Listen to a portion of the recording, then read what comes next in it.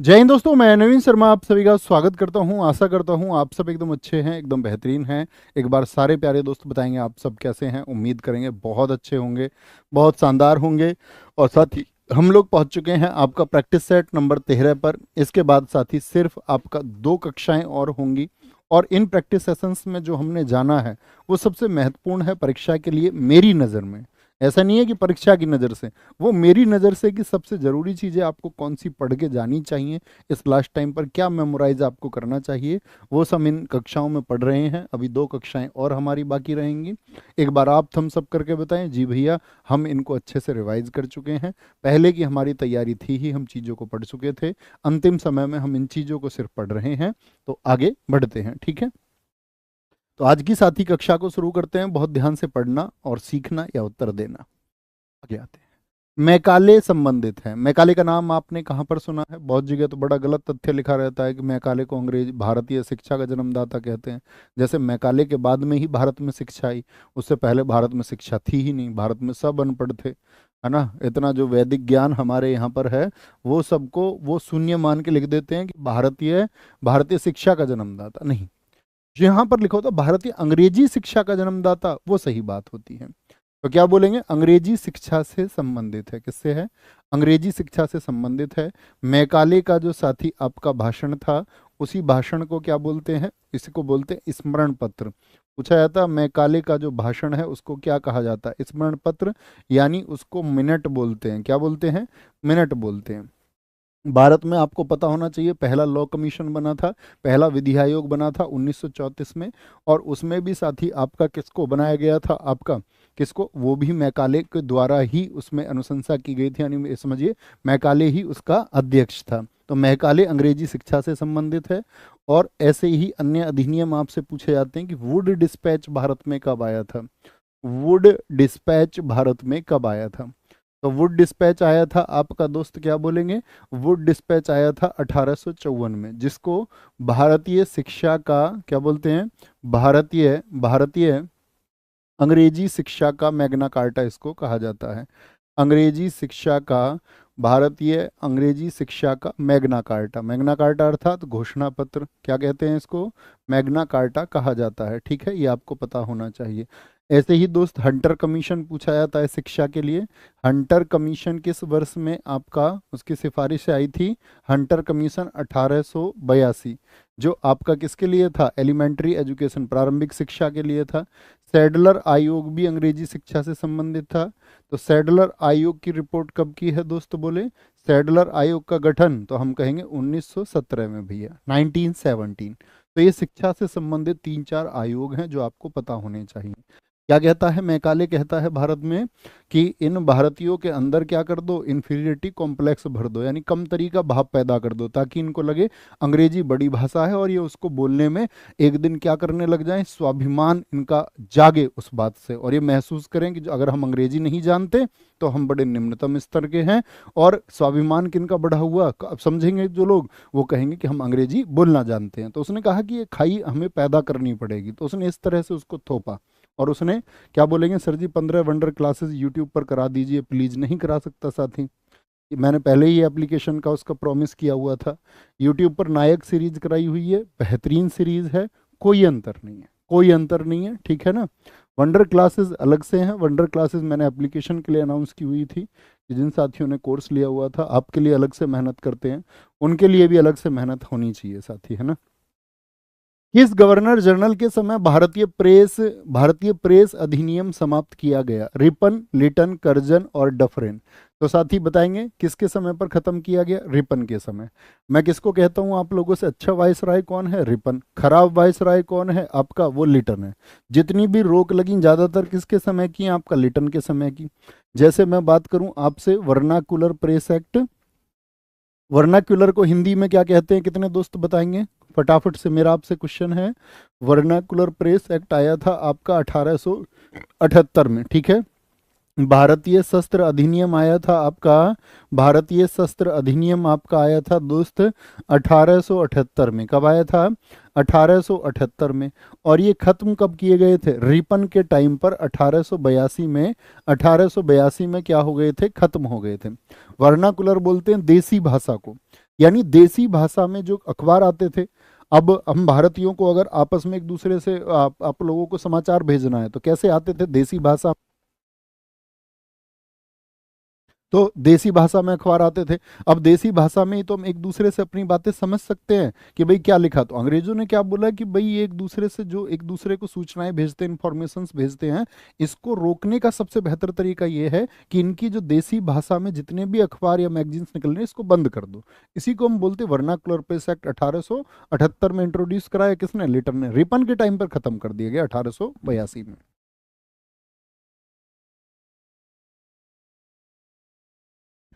ठीक है, फिर रिपन की बात करते हैं। रिपन के टाइम पर ही साथी आपका आता है क्या, 1881 का, 1881 का साथी आपका क्या, कारखाना अधिनियम, ये याद रख लेना। कारखाना अधिनियम किसके टाइम पर आया था। आपसे पूछे दोस्त एल्बर्ट बिल किसके समय पर आया था। एल्बर्ट बिल, इसको भी रिपन लेकर के आया था। क्या था एल्बर्ट बिल में, बताएं जरा, थम्स अप करके कि जानते हैं आप एल्बर्ट बिल। एल्बर्ट बिल में साथी ये था कि अब तक क्या होता था इससे पहले कि जो भारतीयों का मुकदमा था, ठीक है, तो भारतीयों का जो मुकदमा अब तक तो अंग्रेज ही सुनाते थे, तो भारतीय जो जज थे उनकी कोई आधिकारिकता इसमें नहीं थी। तो उसमें दिखाया गया कि भाई अब जो भारतीय जज हैं वो अंग्रेजों का भी मुकदमा सुन सकेंगे। ठीक है, तो भारतीय जजों को इसमें जो छूट दी गई उसी को हम एल्बर्ट बिल बोलते हैं। 1883 बड़ा महत्वपूर्ण है। ठीक है, ये आपको पता होने चाहिए। आगे आएंगे, जनगण मन पहली बार किस अवसर पर गाया गया था। जनगण मन जो पहली बार गाया गया, जनगण मन को हम साथी क्या बोलते हैं, हमारा नेशनल एंथम है। तो भारतीय राष्ट्रीय कांग्रेस के अधिवेशन 1896 में गाया गया, नहीं जी, 1896 में तो गाया गया था वंदे मातरम। और मुझे बताओ जो वंदे मातरम गाया गया 1896 में किस अधिवेशन में, ये कलकत्ता अधिवेशन था दोस्त। कौन सा, कलकत्ता अधिवेशन था। और इसके अध्यक्ष कौन थे ये आपको बताने हैं। इसके अध्यक्ष थे दोस्त आपके रहमतुल्लाह शानी। क्या बोलेंगे, रहमतुल्लाह शानी कौन थे इसके, वो अध्यक्ष थे, रहमतुल्लाह शानी। तो भाई साहब फिर आपका नेशनल एंथम यानी जनगण मन कब गाया गया पहली बार, तो जनगण मन पहली बार गाया गया भैया 1911 में। और 1911 में भी अधिवेशन कहाँ पर हुआ था आपका, कलकत्ता में ही हुआ था। लेकिन यहाँ अध्यक्ष कौन थे बताएं जरा, तो भैया यहाँ पर अध्यक्ष थे आपके कौन, पंडित बिशन नारायण धर। कौन थे, पंडित बिशन नारायण धर थे। कौन थे, पंडित बिशन नारायण धर थे। ठीक है, मुझे बताओ भारत में जो साथी कौन सा अधिवेशन था जिसमें तिरंगा पहली बार फहराया गया था। तिरंगा पहली बार किस अधिवेशन में फहराया गया था, तिरंगा फहराया गया किस अधिवेशन में, तो आप बोलेंगे भैया 1929 का अधिवेशन था। और 1929 में कहाँ पर हुआ था, लाहौर अधिवेशन हुआ था। कौन सा, लाहौर अधिवेशन हुआ था। कौन इसके अध्यक्ष थे, तो आप बोलेंगे नेहरू जी भैया इसके अध्यक्ष थे। ऐसे ही क्वेश्चन पूछा जाता है, खादी पहनना कांग्रेस के किस अधिवेशन में अनिवार्य कर दिया गया था। खादी पहनना कब अनिवार्य हुआ था, किस अधिवेशन से हुआ था, तो खादी पहनना जो अनिवार्य हुआ था दोस्त वो गुवाहाटी अधिवेशन से हुआ था। गुवाहाटी 1926, क्या बोलेंगे, गुवाहाटी अधिवेशन से हुआ था। और गुवाहाटी अधिवेशन की एक महत्वपूर्ण बात यह है कि ये आपका पूर्वोत्तर भारत का पहला अधिवेशन था, नॉर्थ इंडिया में। इसमें नॉर्थ ईस्ट इंडिया में, नॉर्थ ईस्ट में। तो पूर्वोत्तर भारत का पहला अधिवेशन था ये। इसके अध्यक्ष जो साथी बता देंगे मैं समझूंगा कि उनकी जीएस पर मजबूत कमांड है। इसके अध्यक्ष कौन थे, पूर्वोत्तर भारत का जो ये पहला अधिवेशन था इसके अध्यक्ष थे भैया एम श्रीनिवास आयंगर। कौन थे, तो थम्स अप करके बताना किन साथियों को वास्तव में इसका उत्तर पता था, या भैया विकल्प देख के ही कर पाते। क्या बोलेंगे, एम श्रीनिवास आयंगर थे, ये हम कभी गलत करके नहीं आएंगे। कई साथियों ने लिखा था उत्तर आयंगर आयंगर आयंगर बोलेंगे। निम्नलिखित में से वह कौन था जो काकोरी षड्यंत्र कांड में फांसी की सजा से बच गया था। कौन थे बोलेंगे भैया, काकोरी एक्शन दरअसल में क्या हुआ था, ये हुआ था 9 अगस्त 1925 को। 9 अगस्त 1925 को। कल मैंने दोस्त एक संगठन आपको बताया था, 1924 में एक संगठन बना था, 1922 के चोरी चोरा के साथी विरोध के बाद में। तो 1924 में कल की जो क्लास थी उसमें मैंने आपको ये जो संगठन बताया, एक बार नाम लिखेंगे सारे साथी, क्या बताया था? मैंने कहा था उत्तर प्रदेश के ही कानपुर में 1924 में एक संगठन बना था HRA, जिसको हम क्या बोलते थे? Hindustan Republican association. तो उसी के सदस्यों ने क्या बोलेंगे, 9 अगस्त 1925 को HRA के सदस्यों ने क्या आपका कहाँ जाती थी ट्रेन? लखनऊ से सहारनपुर ट्रैक पर चलती थी। लखनऊ सहारनपुर ट्रैक पर एक आपका ट्रेन चलती थी। उस ट्रेन का क्या नाम था? ये थी आपकी 8 डाउन ट्रेन। तो एक लूट के क्या बोलेंगे आपका 8 डाउन ट्रेन, जिसके लिए साथी इन लोगों ने क्या किया कि भाई यहाँ पर हम धन लेंगे और उस धन से फिर हम अंग्रेजी शासन से लड़ने के लिए मजबूती हथियार वगैरह खरीदेंगे। तो जिसको क्या बोला गया? काकोरी षड्यंत्र कांड। लेकिन अब इसको क्या कहती है इंडियन गवर्नमेंट? इंडियन गवर्नमेंट ने इसको कर दिया काकोरी एक्शन। क्या बोलेंगे कि भाई ये हमारे लोगों ने हमारे देश की आज़ादी के लिए किया है, उन्होंने अपनी जेबें भरने के लिए तो ये किया नहीं। तो HRA के सदस्यों ने किया, इसी को हम काकोरी एक्शन कहते हैं। तो अशफाक उल्ला खां थे इसमें, राजेंद्र लाहिड़ी थे, रामप्रसाद बिस्मिल थे, लेकिन चंद्रशेखर आज़ाद इसमें बच गए थे। ठीक है।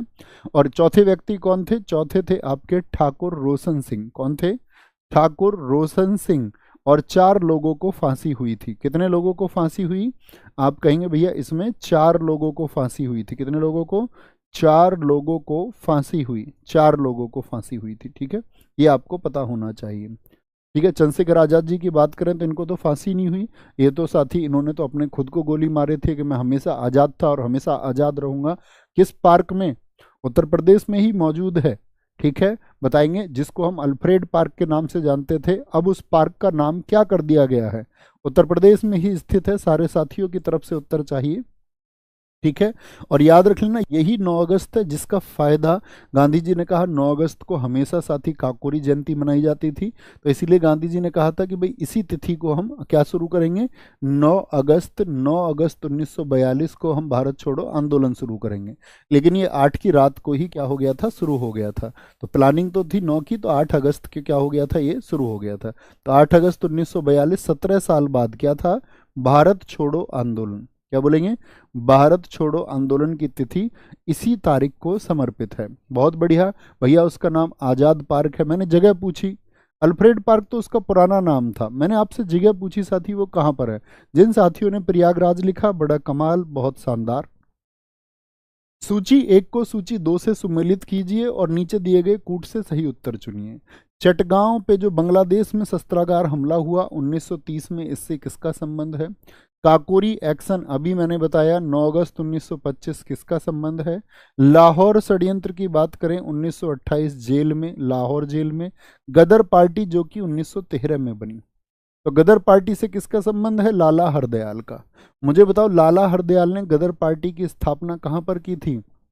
तो आप बोलेंगे भैया सैन फ्रांसिस्को नगर में, क्योंकि वहां पर जितने भी भारतीय थे, San Francisco San Francisco USA United States of India में इसकी स्थापना हुई थी। तो वहाँ पर जितने भी जो भूतपूर्व सैनिक थे या किसान थे जो वहाँ शिफ्ट हो गए थे कनाडा में, अमेरिका में, तो उन्होंने प्रशांत महासागर के तट की जननी, इसीलिए बोलते प्रशांत महासागर के तट का हिंदी संघ किसको कहा जाता है?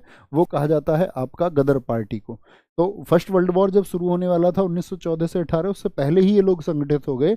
इनको पता था अभी वर्ल्ड वॉर होगा, ब्रिटेन को हमारी जरूरत होगी, तो हम इस समय मजबूती से भारत को आजाद कराएंगे। ठीक है। अच्छा, काकोरी एक्शन से किसका संबंध है? अभी मैंने बताया आपको, रामप्रसाद बिस्मिल। सरफरोशी की तमन्ना अब हमारे दिल में है, देखना है जोर कितना बाजुए कातिल में है। क्या बोलेंगे? लाहौर षड्यंत्र से संबंध है जतिन दास का, जिनको बाघ जतिन कहते हैं, जिन्होंने हड़ताल रखी थी और हड़ताल में इनकी मौत हो गई थी। कितने साथी बताएंगे जतिन दास ने कितने दिन की हड़ताल रखी थी? इतिहास में आपने पढ़ा होगा। खुद मैंने आपको जो खाकी बैच में हिस्ट्री पढ़ाई थी, मुझे आज भी याद है, फर्स्ट टाइम जब पहले का, तब आपके नोट्स में भी लिखा हुआ है। चटगांव शस्त्रागार, चटगांव शस्त्रागार से संबंध है साथी सूर्य सेन का, एस सेन जिनको बोलते हैं, सूर्य सेन। और सूर्य सेन जो है इन्हीं को बोलते थे मास्टर दा। ये गुरुजी आदमी थे, लेकिन भारत की आज़ादी की लड़ाई में इन्होंने स्टूडेंट्स को सक्रिय किया और एक आर्मी बनाई थी, इंडियन रिपब्लिकन आर्मी। कौन सी आर्मी बनाई थी? IRA के संस्थापक हैं। IRA लिखना पूछा जाता है कई बार, IRA के संस्थापक कौन है? IRA, Indian republican army. ठीक है। उस समय के जो बड़े इंटेलिजेंट लोग थे वो इनके साथ जुड़े, स्टूडेंट, इंडियन रिपब्लिकन आर्मी। उस समय की तो आपके, मैंने आपको कई बार जिक्र भी किया, शायद पुराने साथी होंगे, तो उस समय तो आपका बंगाल बोर्ड की टॉपर इनके साथ लड़ाई में साथी, उनको शहीदी प्राप्त हुई थी। उस समय महिलाओं ने गोली चलाई, ठीक है। बीना सिंह जैसे जो नाम आते हैं वो उसी समय के हैं। प्रीतिलता वाडोकर जैसे जो स्वतंत्रता सेनानी है वो इसी संगठन के सेनानी हैं। बड़ा चर्चित संगठन था। क्या उत्तर बनेगा दोस्त बोले? 3 है जी, 4 है, 3 4, 3 4 आपका 2 और 1, 3 4 2 1, ऑप्शन सी एकदम से सही हो जाएगा। आगे आएंगे जी। सूची 1 को सूची 2 से मिलाना है और बोलेंगे अभिनव भारत का गठन किसने किया था? उधर संस्थापक हैं। मित्र मेला का गठन किसने किया था? तो अभिनव भारत और मित्र मेला की अगर बात करते हैं तो ये अभिनव भारत तो बना आपका 1904 में और मित्र मेला बना 1899 में। दोनों के ही संस्थापक कौन है? वीडी सावरकर। तो 2 चुने या 1 चुने, ये ऑप्शन देखना पड़ेगा। 2 1 क्या 1 में है या 2 में, तो देखना पड़ेगा भाई। 1 2 भी है और 2 1 भी है। चलो कोई नहीं, तीसरे को देखो पहले। Indian republican army, SN Sen. SN Sen यानी तीसरे का तो 4 हो जाएगा, अभी बताया ना। एस सेन, सूर्य सेन, मास्टरदा जिनको हम बोलते हैं, अभी नाम मैंने आपसे लिया था। एचआरए के संस्थापक कौन बताए थे मैंने आपको? सचिंद्र सान्याल बताए थे, सचिंद्र सान्याल बताए थे। अनुशीलन समिति किसकी थी? अरविंदो घोष की, बंगाल में। गदर पार्टी के संस्थापक कौन है? लाला हरदयाल। कौन है? लाला हरदयाल। और स्वराज पार्टी मैंने आपको कल बताई कि स्वराज पार्टी जो नेताजी लोग गांधी जी के विरोधी हो गए, तो मुझे बताओ स्वराज पार्टी में मोतीलाल नेहरू जी के साथ में दूसरे व्यक्ति कौन थे जो उसके अध्यक्ष थे? मोतीलाल नेहरू तो सचिव हुए जब आपका स्वराज पार्टी की स्थापना हुई, तो मुझे बताइए मोतीलाल नेहरू जी के साथ में दूसरे व्यक्ति कौन थे? कल मैंने कक्षा में आपको बताया है। तो क्या बन जाएगा भैया? 1 2 तो अब होगा नहीं, तो तीसरे में 4 हो गया, तो 2 1 4 3 5 6 7 होगा। ऑप्शन डी सही होगा। क्या होगा? ऑप्शन डी सही होगा। ठीक है, आंसर करेंगे एक बार। बहुत बढ़िया, चितरंजन दास थे जी, चितरंजन दास थे। सूची 1 को सूची 2 से सम्मिलित कीजिए। हमने अब संविधान के भागों का वर्णन नहीं किया था कक्षा में अभी तक, तो बताएंगे संविधान का जो भाग 15 है वो किसके बारे में बताता है? संविधान का जो भाग 16 है वो किसके बारे में बताता है? सबसे महत्वपूर्ण है भाग 17, बहुत पूछा जाता है, किसके बारे में बताता है? और साथ ही भाग 18 किसके बारे में बताता है? तो क्या बोलेंगे भैया? सबसे पहले तो 17 का ही मिलान करेंगे, राजभाषा के बारे में बताता है। संविधान का भाग 15 बताता है निर्वाचन के बारे में, निर्वाचन के बारे में बताता है, ठीक है। और आपका संविधान का भाग जो 16 है वो कुछ वर्गों के विशेष उपबंध को बताता है। और जो भाग 18 है वो आपातकाल के बारे में बताता है, आपातकाल के बारे में। तो क्या बनेगा आपका? 4 4 4 4 3, 4 3 2 1 बन जाएगा। 4 3 2 1 एकदम से सही हो जाएगा। संविधान संशोधन को साथी किस भाग में बताया गया है? फटाफट से बताइए। संविधान संशोधन की जो प्रक्रिया या संविधान संशोधन को किस भाग में बताया गया है? आप कहेंगे भैया भाग 20 में बताया गया है। किसमें? भाग 20 में बताया गया है, ठीक है। भाग 20 में बताया गया है, ये भी महत्वपूर्ण है। शुरुआती भाग तो आप जानते ही होंगे। भाग 1 संघ से बताता है, आर्टिकल 1 से लेकर के आपका 4 तक आते, फिर आर्टिकल 5 से 11 तक आपका नागरिकता है। भाग 3 फिर साथी आपका थम्सअप करें, जानते हैं। आर्टिकल आपका फिर 12 से 35 आता फंडामेंटल राइट्स के बारे में। फिर भाग 4 आता आर्टिकल 36 से 51 के बारे में। फिर आपका भाग 4 के आता है आर्टिकल 51 के यानी मौलिक कर्तव्यों के बारे में। फिर आपका भाग 5 आ जाता है आपका, ठीक है। भाग 5 52 से 151 तक के, ये जानते होंगे ना शुरुआती? जी भैया जानते हैं, बहुत शानदार, बहुत गजब, यही उम्मीदें भी हैं तुमसे। निम्नलिखित में से किस संविधान संशोधन अधिनियम को लघु संविधान कहा गया? लघु, मिनी कॉन्स्टिट्यूशन कहा गया है। तो मिनी कॉन्स्टिट्यूशन 42वें को, 44 को, 46 को या आपका 50 को? तो आप बोलेंगे भैया 42वें संविधान संशोधन को कहा गया है जो 1976 का है। क्या महत्वपूर्ण कार्य हुए थे इसमें? तो क्या बोलेंगे भैया? इसमें एक तो सबसे इंपॉर्टेंट है मौलिक कर्तव्य जोड़े गए। कौन सी समिति की सिफारिश पर? मैंने आपको बताए थे भैया, सरदार स्वर्ण सिंह समिति की सिफारिश पर, जिसमें 10 सदस्य थे। कितने मौलिक कर्तव्य जोड़े गए थे? 10 जोड़े गए थे। 11वां मौलिक कर्तव्य 86वें संविधान संशोधन से 2002 में जोड़ा गया था, ये बात हम पढ़ चुके थे। मौलिक कर्तव्य क्या हो गए? इससे जोड़े गए। और याद रख लेना सबसे महत्वपूर्ण आता है इसमें, आपातकाल की घोषणा का अधिकार राष्ट्रपति को कब मिला? आपातकाल की घोषणा का अधिकार किसको मिल गया था? इसी से आपातकाल की घोषणा का अधिकार किसको मिल गया था? प्रेसिडेंट को मिल गया था। किसके पास है ये? राष्ट्रपति के पास है। और ये कब से मिला? तो आप याद रखेंगे, मूल संविधान में नहीं था, 42वें से मिला। याद रख लेना, जो आपका साथी लोकसभा और विधानसभा है, इनका जो कार्यकाल है ये कितना कर दिया गया था? जैसे अभी कितना होता है? 5 वर्ष होता है, तो ये बढ़ा के 5 वर्ष से क्या कर दिया गया था? 6 वर्ष कर दिया गया था। लेकिन फिर जब 44वां संविधान संशोधन आया 1978 में, तो इसको घटा के फिर क्या कर दिया गया? घटाकर वापस कर दिया गया। क्या कर दिया गया? घटाकर वापस कर दिया गया। ठीक है, घटाकर इसको क्या कर दिया गया? वापस कर दिया गया। भारतीय संविधान के अनुच्छेद 356 के अंतर्गत राष्ट्रपति शासन सर्वप्रथम कहाँ लागू किया गया था? राष्ट्रपति शासन सर्वप्रथम कहाँ पर लागू हुआ था, ये आपको बताना है। उत्तर प्रदेश में लागू हुआ, आपका साथी कोचीन में, पैप्सू पंजाब में, या फिर बिहार में? तो क्या बोलेंगे? सबसे पहले भैया पंजाब में लागू हुआ था, आपका 10 मार्च 1951 को। क्या बोलेंगे? 10 मार्च 1951 को लागू हुआ था। लगभग 2 वर्ष लगा था। उस समय पे जो पंजाब के सीएम थे तो पूछे जाते, क्योंकि पहला राष्ट्रपति शासन लगा था, भीमसेन सच्चर थे। कौन थे? भीमसेन सच्चर उस समय पर सीएम थे आपका पंजाब के। और साथ ही मुझे बताना, जो आर्टिकल 356 है वो 6 माह के लिए लगाया जाता है, और 6 माह करके उसको कब तक के लिए बढ़ाया जा सकता है? जैसे आर्टिकल 352 है, ये क्या बताता है? ये राष्ट्रीय आपातकाल, ये मैंने आपको बताया था। मैंने आपको ये भी बताया था राष्ट्रीय आपातकाल कितनी बार आज तक देश में लगा है, नेशनल इमरजेंसी। तो आप कहेंगे भैया 3 बार लगी है। 3 बार लगी है, जैसे भारत पाकिस्तान युद्ध हो गए, भारत चाइना युद्ध हो गया। तो इसको तो अनिश्चित समय के लिए बढ़ाया जा सकता है, कितने भी समय तक के लिए बढ़ाया जा सकता है। लेकिन जो ये आर्टिकल 356 है, यानी कि जो आपका प्रेसिडेंट रूल है, जिसको हम राष्ट्रपति शासन कहते हैं, तो ये राष्ट्रपति शासन कब तक के लिए बढ़ाया जा सकता है? तो आप बोलेंगे भैया इसको 6 माह करके, 6 माह करके मैक्सिमम 3 साल तक लगा सकते हैं। कितने तक? मैक्सिमम 3 वर्ष तक इसको लगा सकते हैं। ठीक है, 3 वर्ष तक लगा सकते हैं। ठीक है, 6 माह करके 3 वर्ष तक के लिए बढ़ाया जा सकता है। मुझे बताओ, आपसे पूछा जाए सर्वाधिक लंबा जो राष्ट्रपति शासन है वो कहाँ पर लगा है, ये मेरा आपसे प्रश्न है। सर्वाधिक लंबा राष्ट्रपति शासन आज तक लगभग 125 बार राष्ट्रपति शासन देश में विभिन्न राज्यों में लग सका है, आपका लग चुका है। आपसे पूछा जाए सबसे लंबा, तो जम्मू कश्मीर आंसर होना चाहिए, यूपी नहीं। सबसे ज्यादा बार नहीं पूछ रहा हूं मैं आपसे पूछ रहा हूं सबसे लंबा, तो वो बोलेंगे जम्मू कश्मीर में लगा था। मैंने ये नहीं पूछा सबसे ज्यादा बार कहां पर लगा है, सबसे ज्यादा बार की बात हमने नहीं की थी। ठीक है, संविधान की 8वीं अनुसूची में 21वें संविधान संशोधन द्वारा निम्नलिखित में से कौन सी भाषा जोड़ी गई? क्या बोलेंगे? संस्कृत को जोड़ा गया, सिंधी को, पंजाबी को, या फिर कोंकणी को जोड़ा गया? तो क्या बोलेंगे भैया? सिंधी को जोड़ा गया। तो मुझे बताओ 21वां जो संविधान संशोधन हुआ वो किस वर्ष में हुआ था? तो आप बोलेंगे भैया ये वर्ष था इसका 1967। जब साथी हमारा मूल संविधान था उसमें कितनी भाषाओं का जिक्र आता है?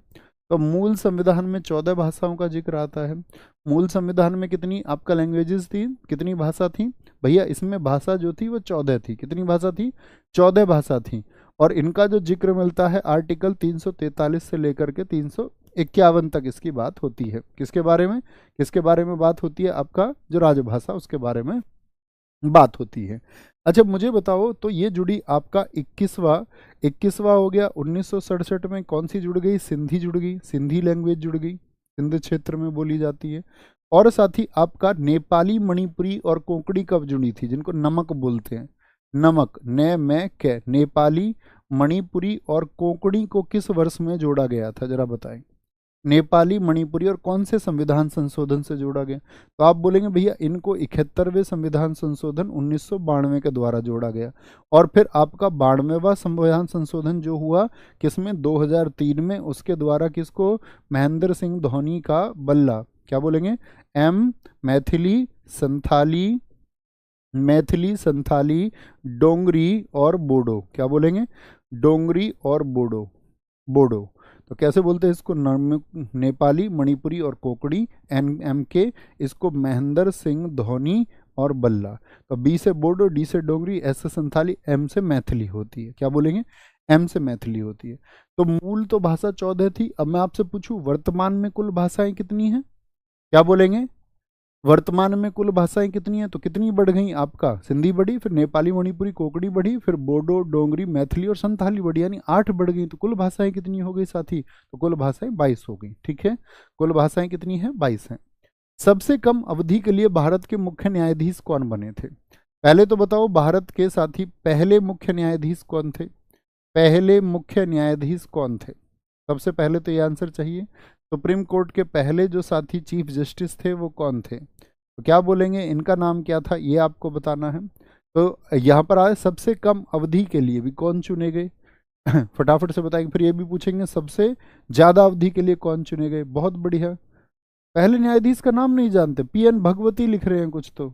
बहुत बढ़िया, कई साथियों ने लिखा है हीरालाल जे कानिया। क्या बोलेंगे, जिनको मुंह छुपाना होता है ना वो उत्तर नहीं देते हैं, वो बी और सी में लगे रहेंगे फिर। हीरालाल जे कानिया, हीरालाल जे कानिया। और सबसे कम समय के लिए जो साथी न्यायाधीश बने, आपका कम समय से मतलब था इनका कि कुल 17 दिन के लिए ये न्यायाधीश बने। सबसे अधिक समय के लिए न्यायाधीश कौन बने हैं, बताएंगे? सबसे अधिक समय के लिए चीफ जस्टिस कौन बने हैं, सबसे अधिक समय। और वर्तमान में जो चीफ जस्टिस हैं वो कौन से नंबर के हैं, क्या बोलेंगे? वाई बी चंद्रचूड़ हैं, वाई वी चंद्रचूड़ हैं। 7 वर्ष से भी ज्यादा रहे थे वाई वी चंद्रचूड़, ये याद रखना है। प्रश्न सुना मेरा, उसका उत्तर देंगे सारे साथी, सारे दोस्त उत्तर देंगे। आगे आते हैं। सर्वोच्च न्यायालय में न्यायाधीश नियुक्त होने के लिए व्यक्ति को कम से कम कितने वर्ष उच्च न्यायालय का एडवोकेट यानी वकील होना चाहिए, वहां पर अधिवक्ता होना चाहिए? तो हाई कोर्ट में कितने साल तक अगर वो एडवोकेट है तो, अधिवक्ता है तो क्या बोलेंगे भैया, 10 वर्ष तक अगर अधिवक्ता है, या फिर आपका, या फिर हाई कोर्ट में 5 वर्ष तक उसका जज का अनुभव है। 5 वर्ष क्या बोलेंगे, एक जज का अनुभव है, एक जज का अनुभव है, तो वो क्या बन जाएगा, सर्वोच्च न्यायालय में न्यायाधीश नियुक्त होने के लिए।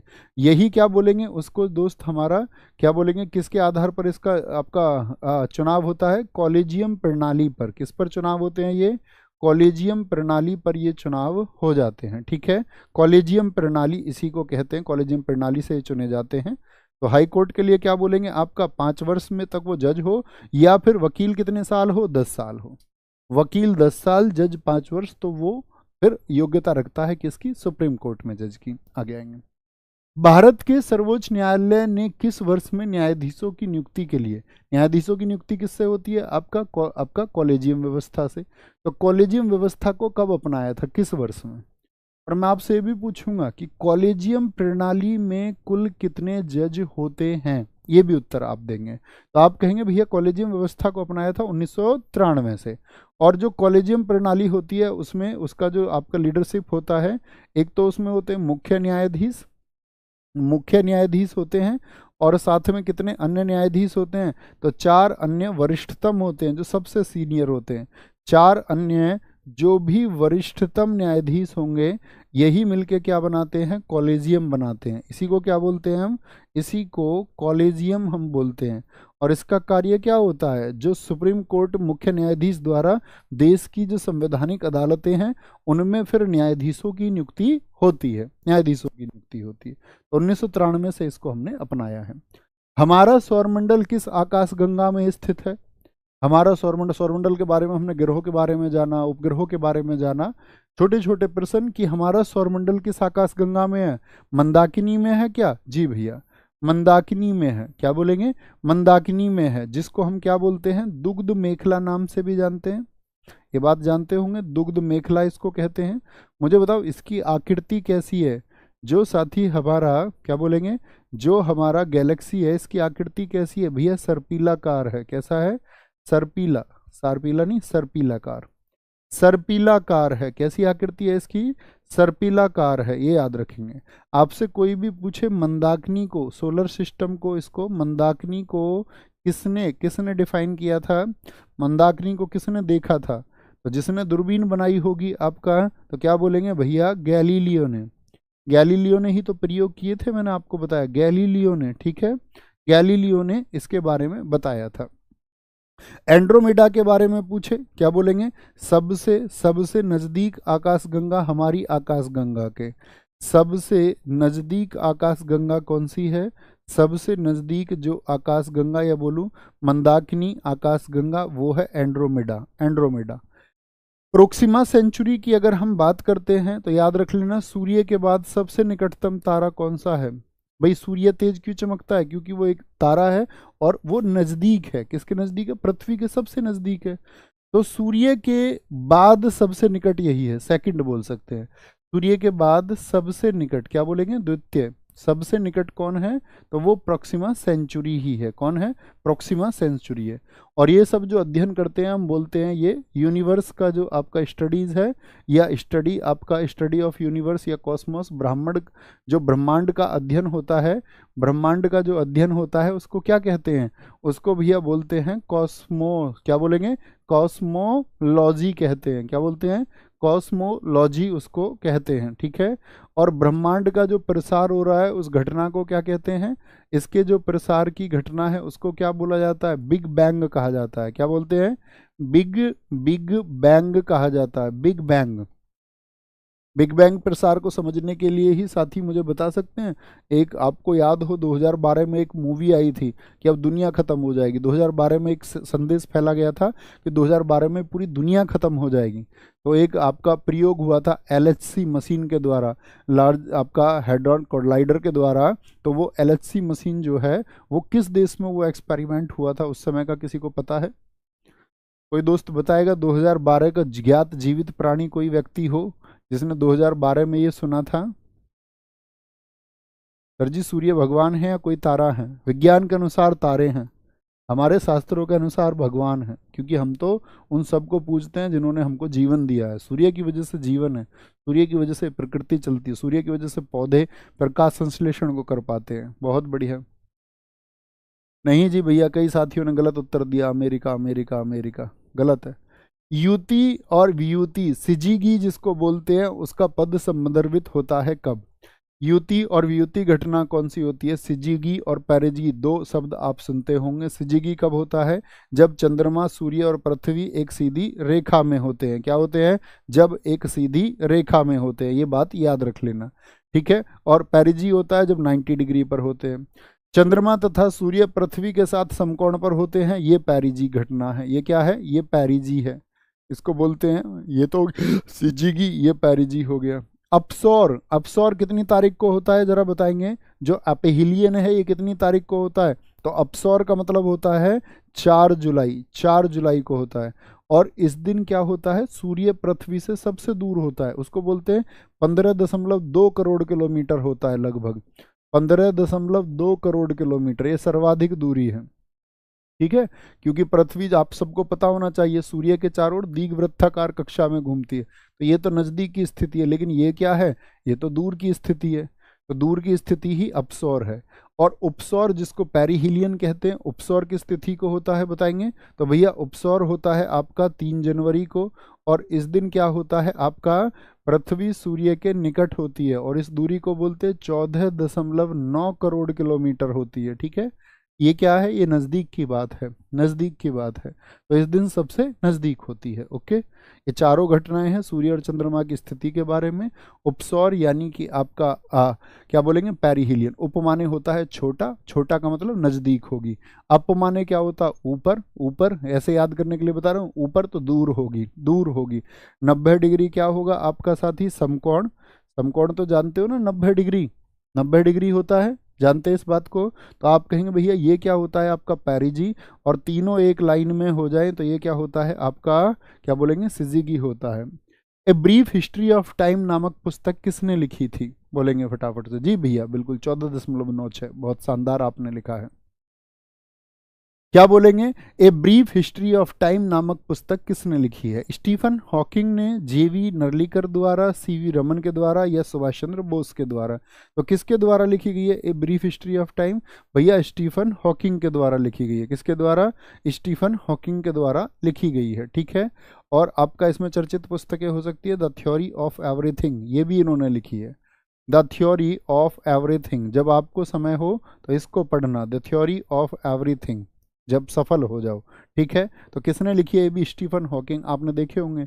स्टीफन हॉकिंग आपका एकदम से शरीर से लाचार और व्हील चेयर पे ही रहते थे, लेकिन उन्होंने इस ज्ञात जो साथी ब्रह्मांड है इसके बहुत सारे प्रिंसिपल, बहुत सारे सिद्धांत उन्होंने बताए। ठीक है। वृत ज्वार, जो ग्रेट टाइड आता है वो कब आता है? वृत ज्वार, जब ज्वार तो जानते हो ना, ज्वार और भाटा। ज्वार क्या होता है? समुद्र के जल की उठने की प्रक्रिया, आने की, और भाटा वापस लौटने की प्रक्रिया। तो बड़े ज्वार कब आते हैं? जब सूर्य और चंद्रमा एक सीधी रेखा में होते हैं। तो बोलेंगे भैया सूर्य चंद्रमा भी और साथ में पृथ्वी भी एक रेखा में हो, यानी कि अभी आया था ना जो सिजिगी था, युति वियुति। तो युति वियुति की जो स्थिति है, क्या बोलेंगे? युति वियुति की जो स्थिति है भैया, इसमें क्या होते हैं? इसमें व्रत ज्वार ही आते हैं। क्या आते हैं? व्रत ज्वार ही आते हैं। और कब आते हैं? अमावस्या या पूर्णिमा को आते हैं। कब आते हैं? अमावस्या या पूर्णिमा को आते हैं। ठीक है, पूर्णिमा को आते हैं। आप मुझे बता सकते हैं लघु ज्वार में जो अंतर होता है वो कितने दिन का होता है? लघु लघु ज्वार और व्रत ज्वार में जो डिफरेंस होता है वो कितने दिन का होता है? कितने दिन के अंतर पर ये आते हैं, बताएंगे एक बार। लघु ज्वार और व्रत ज्वार कितने दिन के अंतर पर आते हैं, ये मेरा आपसे प्रश्न है। सारे दोस्तों का उत्तर आना चाहिए, फटाफट से बताएंगे गजब तरीके से। 15 नहीं भैया, 15 नहीं, 15 नहीं, 15 नहीं, 15 नहीं। किसी साथी का, जिनका साथियों का उत्तर 7 है, एकदम ठीक है। जिन साथियों ने 7 उत्तर लिखा है, बहुत कम छात्र है, मैं तुम्हारी पीठ थपथपाता हूँ दोस्त, वेरी गुड। नेक्स्ट है, निम्नलिखित में से किस राज्य समूह की सीमाएं बांग्लादेश से जुड़ी हैं? बांग्लादेश से हमारी सबसे लंबी सीमा जुड़ी है, बताएंगे कितने किलोमीटर की सीमा जुड़ी है? एक तो सबसे ज्यादा और सबसे कम आपको परीक्षा में पता होना चाहिए। तो बोले भैया किस किस की सीमाएं जुड़ी हुई हैं? क्या उत्तर प्रदेश की सीमा बांग्लादेश से जुड़ती है? नहीं जी, जुड़ती। त्रिपुरा की, पश्चिम बंगाल की सीमाएं जुड़ती हैं? क्या असम की सीमाएं या मणिपुर की सीमाएं जुड़ जाएंगी? गलत भैया। आपका बोलेंगे भैया मणिपुर की सीमाएं क्या जुड़ जाएंगी? बोलो भाई फटाफट से। नहीं जी। पश्चिम बंगाल की, असम की, त्रिपुरा, मेघालय, मिजोरम की सीमाएं क्या मिल जाएंगी? आपका असम मिलाता है सीमा, बोलेंगे भाई फटाफट से। पश्चिम बंगाल, आपका त्रिपुरा की सीमाएं क्या मिल जाएंगी? बोलो भाई फटाफट से। नहीं भैया, आपका त्रिपुरा तो मिल जाएगा। मेघालय और मिजोरम, बोलेंगे मिजोरम की नहीं मिलेंगी। असम की सीमाएं मिल जाएंगी। हिमाचल प्रदेश की सीमाएं मिलती हैं क्या? बोलेंगे हिमाचल प्रदेश की सीमाएं पश्चिम बंगाल से। बोलो पश्चिम बंगाल या फिर त्रिपुरा होगा आपका। नहीं, आपका ठीक तो है, मिजोरम की सीमाएं मिल जाएंगी यहाँ से। हिमाचल का कोई मतलब ही नहीं बनता आपका। पश्चिम बंगाल आपका सीमा बनाएगा, त्रिपुरा बनाएगा, तो सी विकल्प ठीक हो जाएगा। सी विकल्प ठीक होगा, सी एकदम से ठीक हो जाएगा। मुझे बताओ भारत की जो सीमा है सबसे ज़्यादा किससे लगती है? भारत की सीमा कितने पड़ोसी देशों से मिलती है? तो आप बोलेंगे भैया बचपन में, बड़े बचपन से ही पढ़ते आ रहे होगे, बचपन में एमबीए कर ली। तो क्या बोलेंगे? बचपन से मतलब बांग्लादेश। सबसे लंबी दूरी किसकी है? बांग्लादेश की। कितनी सीमा बनाता है? 4096.6। कई बार 7 भी लिखा होता है, 7 भी लिखा होता है। चाइना 3488 किलोमीटर बनाता है। आप याद रखिए, आपका सबसे कम किसकी सीमा लगती है? अफगानिस्तान। और अफगानिस्तान से साथी मुझे बताओ कितनी सीमा लगती है? 106 किलोमीटर। मुझे बताओ अफगानिस्तान से कितने राज्य सीमा बनाते हैं? अफगानिस्तान से कितने राज्य सीमा बनाते हैं? फटाफट से आंसर करेंगे। भारत के कितने राज्य हैं जो अफगानिस्तान के साथ में सीमा साझा करते हैं? तो क्या उत्तर आएगा भैया? कोई बोलोगे कोई भी राज्य सीमा साझा नहीं करता है, सिर्फ एक यूटी है आपका। यूटी है आपका। यूटी कौन सा? लद्दाख आपका सीमा साझा करता है। जीरो, कुछ तो दो दो लिख रहे हैं, दो लिख रहे हो। दो तो यार 2019 में ही खत्म हो गए, 2019 में ही खत्म हो गए, तो वो तो 31 अक्टूबर 2019 को। तो इसका मतलब है आज 5 साल पहले तैयारी की थी तुमने और आज जागे हो। ऐसा ना करो भाई प्लीज, ऐसा मत करो। सिर्फ उत्तर देंगे, अन्य बातें नहीं करेंगे साथी। सूची 1 को सूची 2 से सुमेलित कीजिए। तमिलनाडु की सबसे ऊंची चोटी कौन सी है? तमिलनाडु की डोडा बेट्टा है। राजस्थान की सबसे ऊंची चोटी ढूंढिए। नागालैंड की सबसे ऊंची चोटी, मध्य प्रदेश की सबसे ऊंची चोटी और उत्तराखंड की सबसे ऊंची चोटी। तो राजस्थान की कौन सी होगी भैया? गुरु शिखर है 1722 मीटर की। नागालैंड की कौन सी होगी साथी? आपका सारामती होगी। मध्य प्रदेश की बात करते हैं, धूपगढ़ की चोटी है सतपुड़ा पहाड़ियों पर। और उत्तराखंड की है नंदा देवी। क्या बोलेंगे? नंदा देवी, नंदा देवी। तो क्या उत्तर बनेगा हमारा? बताइए जी। 4, 4, 3, 2, 1 और 5। 4, 3, 2, 1 और 5, यानी ऑप्शन डी सही हो जाएगा हमारा। ऑप्शन डी सही हो जाएगा। मुझे बताओ यूपी की सबसे ऊंची चोटी कौन सी है? आप यूपी पुलिस की तैयारी कर रहे हैं तो यूपी की चोटी तो जानते ही होंगे। उत्तर प्रदेश की सबसे ऊंची चोटी कौन सी है बताना? यूपी की सबसे ऊंची चोटी कौन सी है ये बताएं। और एक मणिपुर की बता दें, मणिपुर की सबसे ऊंची चोटी कौन सी है मणिपुर की। तो क्या बोलेंगे, मणिपुर की तो टेम्पू है, माउंट टेम्पू। और यूपी की देखें भैया, बहुत बढ़िया, अमसोत। अमसोत, कोई असमोत लिख रहा है, अमसोत जिन साथियों ने लिखा है, अमसोत पीक, माउंट अमसोत बोलते हैं इसको। माउंट का मतलब ही होता है चोटी। यूपी की अमसोत है, बहुत शानदार। भारत में राष्ट्रीय आय का आकलन कौन करता है, जो हमारे देश की नेशनल इनकम है उसको कौन साथी आपका कैलकुलेट करता है। योजना आयोग नहीं जी। एनएसओ, नेशनल स्टैटिस्टिकल ऑफिस, जी भैया एनएसओ करता है, एनएसओ। दरअसल में जो एनएसओ है दोस्त आपका, इसकी स्थापना रंगराजन समिति की सिफारिश पर 2005 में हुई थी। कब हुई थी स्थापना, 2005 में। और किस कमेटी ने, बड़ा इंपॉर्टेंट प्रश्न इसको मार्क करना, रंगराजन समिति की सिफारिश पर इसको क्या किया गया था, रंगराजन समिति की सिफारिश पर इसको बनाया गया था। और 23 मई 2019 को क्या हुआ था दरअसल में, ये कैसे इसका, 2019 को जो एनएसएसओ था, इसका फुल फॉर्म बहुत इंपॉर्टेंट है, नोट करना। नेशनल, क्या बोलोगे, national sample survey office, national sample survey office, national sample survey office, ठीक है। नेशनल सैंपल सर्वे ऑफिस था आपका एनएसएसओ। और साथ में सीएसओ था, क्या था, सीएसओ, जिसको बोलते थे सेंट्रल स्टेटिस्टिकल, क्या बोलेंगे, स्टेटिस्टिकल जो ऑफिस था आपका दोस्त। इन दोनों को क्या कर दिया गया था, मर्ज कर दिया गया था। और इन दोनों को ही मर्ज करके बना था नेशनल स्टैटिस्टिकल ऑफिस, एनएसओ, जिसकी हम बात कर रहे हैं। राष्ट्रीय सांख्यिकी कार्यालय, जिसकी हम साथी बात कर रहे हैं, ठीक है। आगे आएंगे, नेक्स्ट क्या पूछा रहे हैं। सर जी मेरे समझ में नहीं आ रहा है, मैं क्या पढ़ाई करूं। बेटा समझो, आप नहीं समझोगे आपको क्या पढ़ाई करनी है तो फिर किसके समझ में आएगा। नहीं समझ आ रहा है तो पढ़ाई छोड़िए। कोई बिजनेस आप इकट्ठा कर सकते हैं, कोई बिजनेस स्टैंड कर सकते हैं तो उसको करिए। आपको लगता है आपकी फैमिली की कंडीशंस उस तरह की हैं कि आप कोई एम्पायर खड़ा कर पाएंगे, आपके पास कोई आइडिया है, ऐसा कोई थॉट प्रोसेस है, कोई प्लानिंग है, कोई बिजनेस की योजना है, तो फिर उसको करिए। अगर पढ़ाई में आपको समझ में नहीं आता है कि आपको क्या पढ़ना चाहिए, ये तो बच्चा सबको समझ में आना चाहिए। ये कोई बात हुई ऐसी मूर्खता की बातें। किसे प्लास्टिक मनी कहा जाता है, प्लास्टिक मनी किसको कहते हैं बताएंगे एक बार। फोकस का मतलब होता है, माइक टायसन ने एक बार कहा था कि मैं रोज 4 बजे उठता हूं। और उसने कहा कि वो एक बॉक्सर है, माइक टायसन, ट्रेनिंग करनी है उसको, दौड़ना। उसने कहा कि मैं 4 बजे उठता हूं और दौड़ता हूं, और मैं ये देखता हूं कि क्या कोई मेरा अपोनेंट होगा इस टाइम पे, वो दौड़ रहा होगा। तो पढ़ाई का सिर्फ एक ही नियम है, या तो उतनी मेहनत करनी है कि बाकी कोई ना कर पाए। और कैसे करनी है, स्मार्ट वे से। तो इतने दिन से तैयारी चलती आ रही थी, वर्षों से तो कक्षाएं हम चला रहे हैं, और आप परीक्षा के 4 दिन पहले जाग के ये सोचे कि भाई मुझे क्या पढ़ना है, तो आपके लिए परीक्षा फिर नहीं है, फिर आप पढ़ाई नहीं कर सकते हैं। ये तय करना होगा। पढ़ाई वो बच्चा करेगा जो वर्षों तक अपने आप को घिस के किनारे तक एक एक दो दो नंबर से परीक्षाओं में रहते रहते, और दिन रात जागकर आंखों पर काले घेरे हुए, कमर में दर्द लेकर के रात को उन सपनों के साथ में सोचता है कि कभी ना कभी ये 1-2 नंबर का जो फासला है वो दूर हो जाएगा। उसके लिए कॉम्पिटिटिव एग्जाम है, बहुत मेहनत लगती है एक सिपाही होने के लिए भी।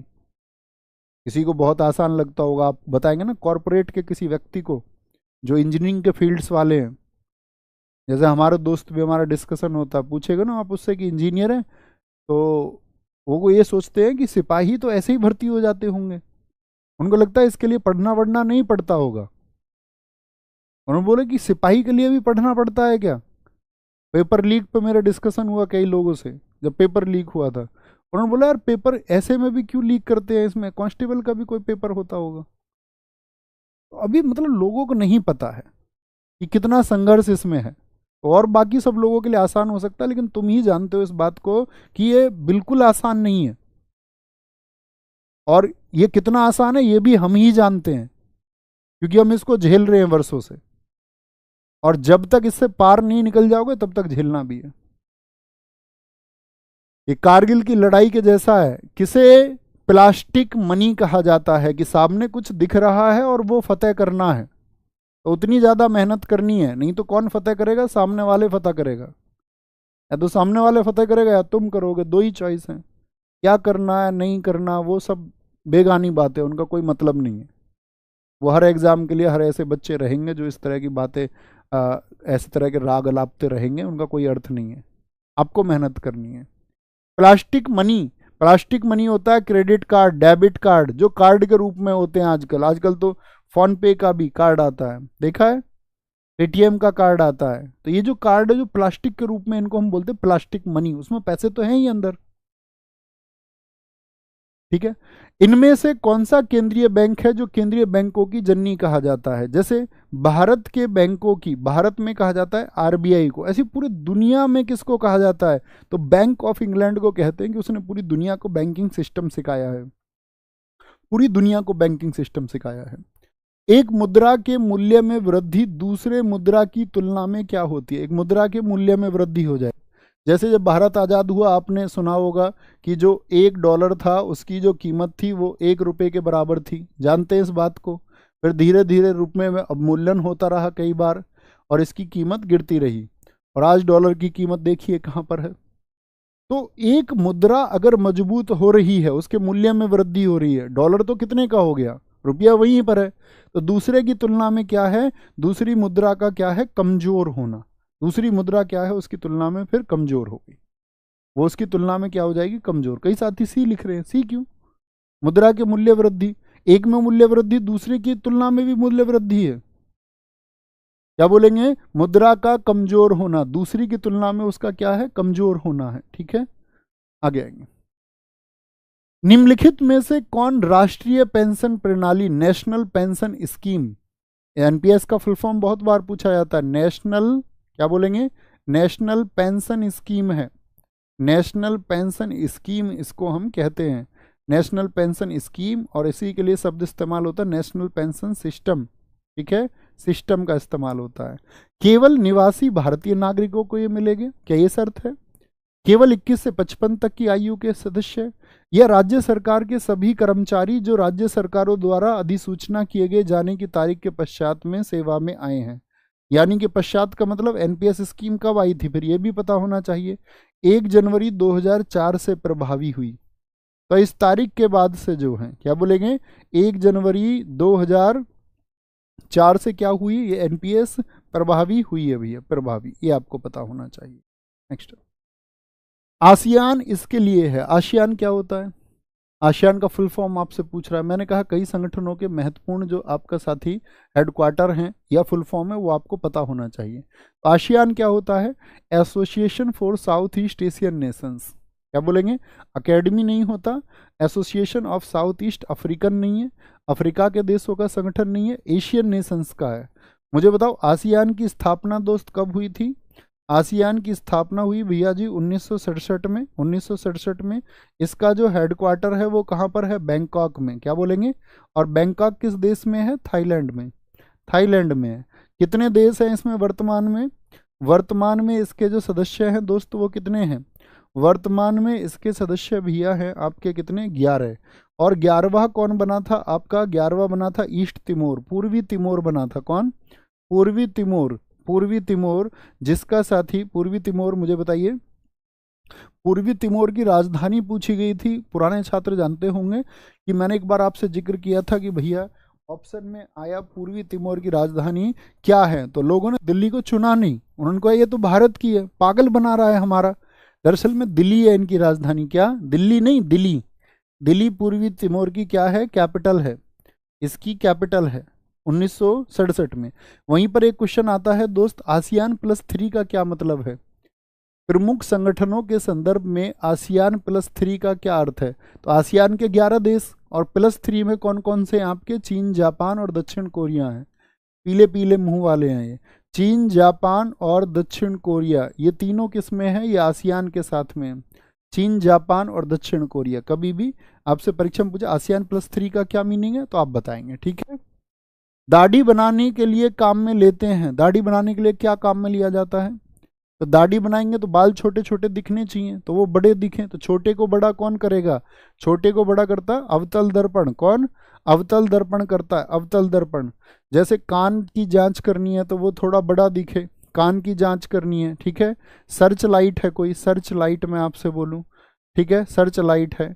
हेडलाइट देखो छोटी सी और उजाला कितना दे देती है फिर आगे, यानी प्रसार होता है, प्रसार बड़ा करता है, ठीक है। उत्तल दर्पण को पूछ ले आपसे तो उत्तल दर्पण आप कहेंगे वाहन में साइड मिरर जो होता है, जो साइड में साथी आपका मिरर लगा होता है वो क्या होता है आपका? उत्तल दर्पण होता है, ठीक है, उत्तल दर्पण होता है। मानव की सामान्य स्वस्थ आंख के लिए स्पष्ट दृष्टि की न्यूनतम दूरी कितना पास हम स्पष्ट देख सकते हैं? ऐसा थोड़ी आप अखबार को आंख पे रख के पढ़ लोगे क्या? अपनी कॉपी को रख के देखो, कॉपी को रख के देखो आंख पे, कॉपी को रख के देखो आंख पे पढ़ लोगे? नहीं जी, कुछ दूर का ही समझ में आएगा, कुछ दूर का ही समझ में आएगा, ठीक है। बोलेंगे अभी फटाफट से, सर 23 का बी क्यों नहीं होगा? बच्चे उसमें मुद्रा का मूल्य ह्रास लिख रहा है, मूल्य का जो डेप्रिसिएशन होता है वो खुद की तुलना में होता है, अन्य की तुलना में नहीं होता, इसलिए बी नहीं होगा। बोलेंगे भाई फटाफट से, बोलेंगे जी। तो क्या बोलेंगे? इसकी जो साफ दृष्टि होती है वो साथी आपका 25 सेंटीमीटर होती है, 25 सेंटीमीटर होती है। मुझे बताओ आंख की जो क्षमता है मेगापिक्सल में कितनी होती है? मेगापिक्सल में कितनी होती है? जैसे कैमरा आप देखते होंगे इतने मेगापिक्सल का होता है, इतने मेगापिक्सल का होता है, मेगापिक्सल होते हैं 576 मेगापिक्सल, ठीक है। मुझे बताओ जब नेत्रदान होता है तो आंख का कौन सा पार्ट दिया जाता है? नेत्रदान में साथी आपका कॉर्निया दान किया जाता है। क्या किया जाता है? कॉर्निया को क्या कर दिया जाता है? दान कर दिया जाता है। जो आंखों का रंग होता है सबका अलग अलग होता है, नेत्र का रंग किस पर निर्भर करता है? नेत्र का रंग किस पर डिपेंड करता है? आइरिस पर करता है। किस पर? आइरिस पर करता है। और दृष्टि दोष मैंने आपको चारों बताए, याद है ना? दृष्टि दोष मैंने आपको चारों बताए, चारों के चारों याद होंगे या नहीं होंगे बताएंगे भैया? एक बार आसियान का हेडक्वार्टर दोस्त आपका जकार्ता, हमने साथ बैंकॉक लिख दिया, सॉरी सॉरी सॉरी, वापस आएंगे एक बार, वापस आएंगे दोस्त। इसकी जो स्थापना हुई कहाँ पर? हाँ स्थापना यहाँ पर देखेंगे दोस्त, इसका हेडक्वार्टर हमने गलत लिख दिया, इसको करेक्ट करेंगे एक बार। इसका जकार्ता में हेडक्वार्टर है, इंडोनेशिया में। कहाँ पर है? जकार्ता, इंडोनेशिया में इसका हेडक्वार्टर है। रियली सॉरी, माफ करेंगे भाई। क्या बोलेंगे? जकार्ता में। क्या बोलेंगे? इसका हेडक्वार्टर कहाँ पर है? आसियान का, आसियान का कहाँ पर है लिखेंगे, इसको ठीक करें एक बार, थम्स अप करेंगे जी भैया, हम इसको ठीक कर चुके हैं, थम्स अप करके बताएंगे भैया आप आसियान के 10 देश बताए थे। अरे भैया तो बताया ना, 11वां जुड़ गया है, ये कौन सी बात हुई? ये देखेंगे, इस पे फोकस करेंगे जकार्ता को, है ना। उस पर फोकस करने की बात ही नहीं है कि 11 हो गए, 10 है तो 10 ही रहेंगे, बढ़ नहीं सकते क्या दोस्त? निम्नलिखित विद्युत अपघट्यों के विलयन में से किसको कार की बैटरी में, काइल की बैटरी में इस्तेमाल होता है? आपका ऑयल ऑफ विट्रॉइल। क्या बोलेंगे? ऑयल ऑफ विट्रॉइल का इस्तेमाल किया जाता है। और ऑयल ऑफ विट्रॉइल क्या है? आपका सल्फ्यूरिक अम्ल है, सल्फ्यूरिक अम्ल जिसको H2SO4 कहते हैं, H2SO4 कहते हैं, ठीक है। सोडियम सल्फेट की अगर हम बात करें, ये साथी आपका कांच बनाने में इस्तेमाल होता है, ग्लास बनाने में। नाइट्रिक अम्ल की हम बात ही नहीं करते, ये दरअसल में कई बार विस्फोटक बनाने में इस्तेमाल होता है। विस्फोटक की बात मत करो दोस्त, विस्फोटक, विस्फोटक की बनाने में ये इस्तेमाल होता है, दवा आदि बनाने में भी इस्तेमाल होता है। निम्न का मिलान कीजिए। जो साथी आपका स्टेज चेंज होते हैं, स्टेज चेंज का मतलब है देखेंगे एक बार, वाष्पन में क्या होता है, उद्रुपातन में क्या होता है, हिमीकरण में क्या होता है, और पिघलने में क्या होता है। देखो पिघलने का तो मतलब ही होता है कि ठोस, कोई बर्फ पिघल रही है तो बर्फ पिघल के क्या बनेगी भैया? बर्फ पिघल के क्या बनेगी आपका? वो पानी बनेगी, पानी बनेगी आपका, यानी कि द्रव बनेगी, तो लिक्विड बन जाएगी, लिक्विड बन जाएगी, ठीक है। हिमीकरण में क्या होगा? तो हिमीकरण में ठोस बनानी है, यानी कि आपका द्रव से ठोस बन जाएगा। आपका क्या, फ्रीजिंग कर रहे हैं आप किसी चीज को, तो आप फ्रिज में क्या रखेंगे? पानी, पानी से ठोस। उद्रुपातन होती है सीधे ठोस से गैस, और ये परीक्षा का प्रश्न है। उद्रुपातन वह प्रक्रिया जिसमें पदार्थ ठोस से सीधे गैस में बदल जाता है, और इसका उदाहरण है सबसे अच्छा कपूर, ठीक है, नौसादर, नौसादर जिसको अमोनियम क्लोराइड हम कहते हैं, NH4Cl जिसका सूत्र है। तो ये क्या होते हैं? कभी आपने पूजा में देखा अपूर को? तो क्या बोलेंगे आप? कपूर सीधे क्या होता है भैया? वो उसकी भाप बनती है, वो पिघलता नहीं है, पिघलता नहीं है। और वाष्पन क्या होता है? द्रव से गैस बन जाना। तो क्या बनेगा? 1 3 2 और 4, 1 3 2 और 4 होगा, 1 3 2 4 होगा। नेक्स्ट, वयस्क मानव शरीर में अस्थियों की कुल कितनी संख्या है वयस्क मानव शरीर में? तो क्या बोलेंगे भैया, कितनी अस्थि होती हैं, कितनी हड्डी होती हैं? 306 होती हैं विकसित। कितनी होती हैं? 306 होती हैं हड्डियां, 306 क्या बोलेंगे? हड्डियों की संख्या है। ठीक है जी, बोलो भाई फटाफट से। कितने दोस्त कहेंगे भैया 306 हम मान लेंगे? देखो कई ने तो 306 लिख भी दिया है। ये सबसे छोटा प्रश्न है, 5वीं कक्षा से तुमको ये पढ़ाया जाता है। बोलेंगे भैया इंडियन मेनलैंड कोस्टल बता रहे हैं, इंडियन मेनलैंड की नहीं बात कर रहे थे हम। ठीक है, मेनलैंड आपका 6100 है, वो हम सब जानते हैं। और द्वीपों सहित विद आइलैंड्स वो 7516 किलोमीटर है। जो स्थलीय सीमा वो 15200 किलोमीटर है। उसकी हमने कहीं कक्षा में बात ही नहीं की है। हाँ 206 होगा। अभी ना बात सही, क्या बोलेंगे? मानव शरीर में अस्थियों की संख्या।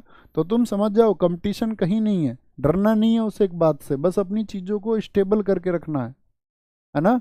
बच्चों में होती हैं 306। मानव त्वचा का जो रंग है, कोई गोरा है कोई काला है, ये किससे बनता है? हीमोग्लोबिन। हीमोग्लोबिन की वजह से क्या होता है? बॉडी में जो साथी आपका ब्लड है वो लाल होता है, रक्त का लाल होना। इंसुलिन मैं आपको समझा चुका है, ब्लड शुगर को कंट्रोल करता है। एड्रेनालिन हार्मोन नहीं होगा आपका, मेलानिन से। किससे? मेलानिन से होता है दोस्त आपका किसका? त्वचा का रंग। इस्लामिक सहयोग संगठन का मुख्यालय कहाँ पर स्थित है? इस्लामिक सहयोग संगठन बताएंगे।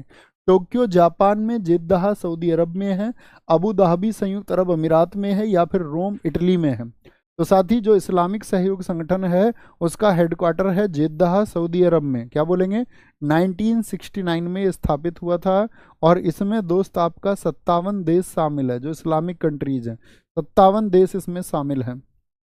ओपेक की बात करते हैं, ओपेक की बात करते हैं तो ये क्या होता है? इसका फुल फॉर्म लिखे, ऑयल एंड पेट्रोलियम। क्या बोलेंगे? Oil and petroleum exporting countries. Oil and petroleum exporting countries, जो क्या करती हैं आपका, क्या करती हैं भैया? जो तेल आपका निकलता है उसको उत्पादित करती हैं। ओपेक का दोस्त 1960 में स्थापना हुई थी। कहाँ पर? आपका बगदाद इराक में इसकी स्थापना हुई थी। मुझे बताओ इसका हेडक्वार्टर मैं आपसे पूछूं ओपेक का तो क्या बोलेंगे भैया? वियना में। वियना में इसका हेडक्वार्टर है। कहाँ पर? वियना, जो कि ऑस्ट्रिया में है, ऑस्ट्रेलिया नहीं, ऑस्ट्रिया में है। कहाँ पर है? ऑस्ट्रिया में है। ठीक है। अरब लीग भी पूछा जाता है, अरब लीग जिसका हेडक्वार्टर कहाँ पर है? काहिरा में है, मिस्र में है। अरब लीग 1945, इसका जो हेडक्वार्टर है वो कहाँ पर है? वो काहिरा में है, काहिरा मिस्र में है। कहाँ पर है? काहिरा मिस्र में है साथी। JRD टाटा की जो बायोग्राफी है, बायोग्राफी का मतलब होता है जिसको व्यक्ति खुद लिखता है, तो कौन सी बायोग्राफी है? बोलेंगे जी, polyester prince, beyond the last blue mountain, my dreams of stars और भाषा की भीतरी भागें। तो कौन सी लिखी है? Beyond the last blue mountain, JRD Tata की पुस्तक है ये। ठीक है। रतन टाटा की पुस्तक भी बड़ी महत्वपूर्ण है। रतन टाटा जी ने कौन सी पुस्तक लिखी है? The wit and wisdom of Ratan. The wit and wisdom of Ratan. क्या बोलेंगे? Wisdom of Ratan. ठीक है, रतन हो गए आपका। दूसरा, हिट रिफ्रेश किस बिजनेसमैन की है? बोलेंगे हिट रिफ्रेश किसकी पुस्तक का नाम है? तो ये भारतीय हैं, सत्य नडेला। सत्य नडेला का नाम किस साथी सोशल साइट के साथ जुड़ा रहता है? बताएंगे। एक आपका द रोड अहेड किसकी पुस्तक है? द रोड अहेड, ये बिल गेट्स की पुस्तक है। किसकी पुस्तक है? रोड अहेड बिल गेट्स की पुस्तक है। किसकी है? बिल गेट्स की पुस्तक है the road ahead. Next, Sardar Vallabh भाई पटेल को किस नाम से भी जाना जाता है? सरदार वल्लभ भाई पटेल को किस नाम से जाना जाता है? देश रत्न के नाम से, भारत के बिस्मार्क के नाम से, देश बंधु के नाम से, या भारत के ग्रैंड ओल्ड मैन के नाम से? तो ग्रैंड ओल्ड मैन कौन है? वो दादा भाई है, दादा भाई नौरोजी, जो 1886 में कांग्रेस के अध्यक्ष थे। दूसरे अधिवेशन में मैंने बताया कलकत्ता में। ठीक है। देश बंधु किनको कहते हैं दोस्त? देश बंधु बोलते हैं चित्तरंजन दास को, जिन्होंने स्वराज पार्टी बनाई 1930 में। सुभाष चंद्र बोस जी के राजनीतिक गुरु भी हैं।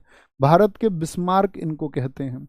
देश रत्न बताइए किनको कहा जाता है भैया, राजेंद्र प्रसाद को। किसने कहा था? मोहनदास करमचंद गांधी ने कहा था। किसने? मोहनदास करमचंद गांधी, एम के, बाय एम के, ठीक है। यहाँ पर बात करें, इन्हीं को साथी हम बोलते हैं भारत के बहिष्कार के अलावा, क्या बोलते हैं इनको? सरदार। ये पूछा जाता है, सरदार की उपाधि इनको किसने दी थी? सरदार जो टाइटल था किसने दिया था बताएंगे? तो सरदार टाइटल इनको दिया बारदोली की महिलाओं ने। किसने? बारदोली की महिलाओं ने इनको, बारदोली की जो महिला थी उन्होंने ये टाइटल दिया। मुझे बताओ दोस्त, जो मोहनदास करमचंद गांधी थे, मोहनदास करमचंद गांधी को राष्ट्रपिता किसने कहा था? इनको राष्ट्रपिता किसने कहा था? तो आप बोलेंगे सुभाष चंद्र बोस ने कहा था। किसने? सुभाष चंद्र बोस ने कहा था। मैं आपसे पूछूं, मोहनदास करमचंद गांधी को महात्मा, यानी गांधी जी को महात्मा किसने कहा था? तो आप कहेंगे भैया रविंद्रनाथ टैगोर ने कहा था। किसने कहा था? रविंद्रनाथ टैगोर ने कहा था। मैं आपसे पूछूं दोस्त, रविंद्रनाथ टैगोर को गुरुदेव किसने कहा था? रविंद्रनाथ टैगोर को गुरुदेव, आर एन मतलब रविंद्रनाथ, इनको गुरुदेव किसने कहा था? तो आप कहेंगे एम के गांधी ने। किसने? मोहनदास करमचंद गांधी ने कहा था, ठीक है, मोहनदास करमचंद गांधी ने कहा था। नेक्स्ट, डॉक्टर राजेंद्र प्रसाद को समर्पित स्मारक है। कौन सा स्मारक है जो उनको समर्पित है? महाप्रयाण घाट, अभय घाट, समता स्थल या फिर उदय भूमि? तो आप कहेंगे भैया राजेंद्र प्रसाद जी की समाधि है महाप्रयाण घाट। अभय घाट किसके लिए है? मोरारजी देसाई के लिए। किन के लिए? मोरारजी देसाई के लिए है आपका। समता स्थल किसकी भूमि है दोस्त? आपका जगजीवन राम की है, ठीक है। जगजीवन राम भारत के पहले श्रम मंत्री भी रहे थे। और उदय भूमि किसकी है? आपका के आर नारायणन की है। क्या बोलेंगे? के आर नारायण भारत के आपका राष्ट्रपति रह चुके हैं। अगर बात करें राजघाट किसकी समाधि है बताएंगे? राजघाट किसकी समाधि है? राजघाट किसकी समाधि है? वो मोहनदास करमचंद गांधी जी की है। अगर मैं पूछूं शांतिवन किसको आपका समर्पित है? तो शांतिवन आपका दोस्त नेहरू जी को समर्पित है। आपका मुझे बताओ सदैव अटल भूमि किसके लिए है? तो सदैव अटल, जिनका नाम ही अटल आ रहा हो, तो अटल बिहारी वाजपेयी जी के लिए है, ठीक है। चैत्य भूमि बताइए दोस्त किसके लिए है? चैत्य भूमि किसका, किसका साथी समाधि स्थल है? तो आप बोलेंगे बाबा साहब अम्बेडकर जी का है, ठीक है, बाबा साहेब अम्बेडकर जी का है ये। आपसे पूछे वीर भूमि किन के लिए है? तो वीर भूमि आप बोलेंगे भैया राजीव गांधी के लिए है। किन के लिए? राजीव गांधी के लिए है। और किसान घाट किन के लिए है साथी आपका? किसान घाट, तो क्या बोलेंगे? बाबा चौधरी चरण सिंह जी के लिए है, ठीक है। किन के लिए? चरण सिंह जी को समर्पित है, भारत के प्रधानमंत्री रहे अभी। आगे आएंगे जी, नेक्स्ट। पारंपरिक महोत्सवों के साथ निम्नलिखित स्थानों को सम्मिलित कीजिए। कुछ साथी जगह और महोत्सव दिए हुए हैं, जरा बोलेंगे। क्या बोलेंगे जी? केरल, केरल में कौन सा त्योहार होता है? महाराष्ट्र में कौन सा? महाराष्ट्र का न्यू ईयर मैंने आपको बताया था, गुड़ी पड़वा। राजस्थान में गणगौर होता है दोस्त आपका। गुजरात में पतंग उत्सव होता है, इसी को पतंग उत्सव बोलते हैं। पूछे आपसे, आपका गुजरात में पतंगे कब उड़ाई जाती हैं? उत्तरायण पर। और केरल का ओणम होता है, केरल का ओणम होगा तो क्या बनेगा? 3 4 3 4 1 2, 3 4 1 2, ढूंढे भैया कौन सा होगा? 3 4 1 2। ऑप्शन बी एकदम से सही हो जाएगा, ऑप्शन बी एकदम से सही हो जाएगा। राष्ट्रीय गंगा परिषद का गठन किस वर्ष किया गया था? जो राष्ट्रीय गंगा परिषद है उसको किस वर्ष स्थापित किया गया? 2016, 18, 17 या फिर 15 में? भैया 2016 में राष्ट्रीय गंगा परिषद बनाई गई। और कहाँ पर सबसे महत्वपूर्ण है? कानपुर। और इसकी क्या बोलेंगे, जो पीएम है मोदी जी, इनकी अध्यक्षता में, पीएम की अध्यक्षता में, पीएम की अध्यक्षता में आपका बनाई गई, ठीक है। अच्छा, अगर हम बात करते हैं राष्ट्रीय गंगा नदी बेसिन जो प्राधिकरण है, राष्ट्रीय गंगा नदी, ये भी पूछा जाता है, गंगा नदी का जो बेसिन है वो भारत में सबसे बड़ा बेसिन है। इसके लिए जो साथी अथॉरिटी बनी थी वो कब बनी थी? इसको बोलते राष्ट्रीय गंगा नदी बेसिन प्राधिकरण। तो आप कहेंगे 2009 में बनी थी। लेकिन पूछे किस एक्ट से? 1986 एक्ट से इसको बनाया गया, ठीक है। मुझे बताएंगे जो गंगा है, इनको साथी आपका, गंगा जी को राष्ट्रीय नदी कब घोषित किया गया था? किस वर्ष में घोषित किया गया राष्ट्रीय नदी? तो आप बोलेंगे भैया 4 नवंबर 2008 को मनमोहन सिंह जी द्वारा, जब वो हमारे देश के प्रधानमंत्री थे, 2004 से 14 तक वही थे ना, मनमोहन सिंह जी ने, ठीक है। नमामि गंगे आपसे पूछे, नमामि गंगे कार्यक्रम कब आया था?